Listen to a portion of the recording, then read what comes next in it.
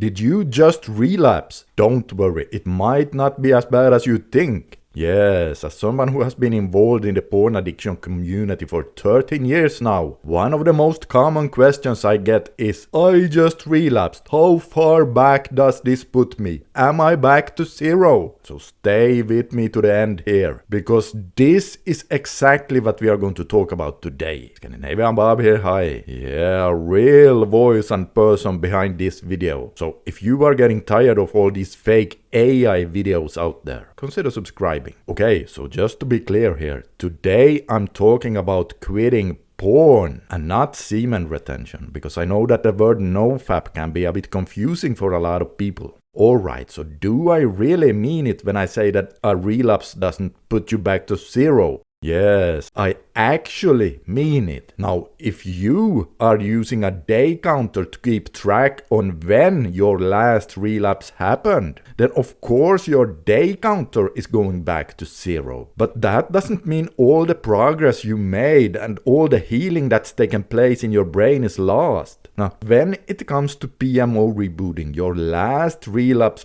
does matter to some extent. It is also true that it takes longer to build up your progress than what it takes to tear it down.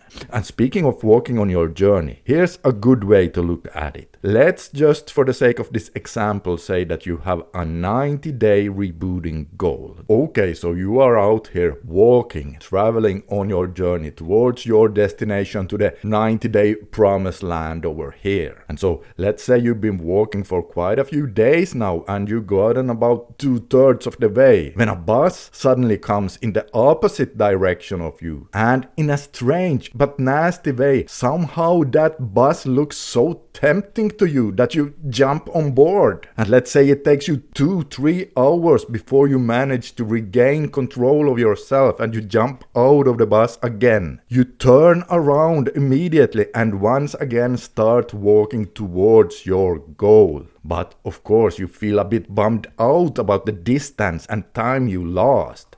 And so obviously this bus represents a relapse here. This is also what I meant when I said that when it comes to rebooting, it takes a longer time to build up than what it takes to tear down. But if you get off the bus quickly enough, it won't take you all the way back to your starting point. And that should be comforting for you to hear. Now, the nasty thing about strange, tempting buses is that they tend to show up several times in life, right? So let's say another bus comes along the following day, and if you manage to not fall for the temptation this time, then no big deal, you keep progressing. However, let's say you fall for the temptation again, and maybe this time you stay on it a bit longer than the last time before jumping out, and so now you're set back even further.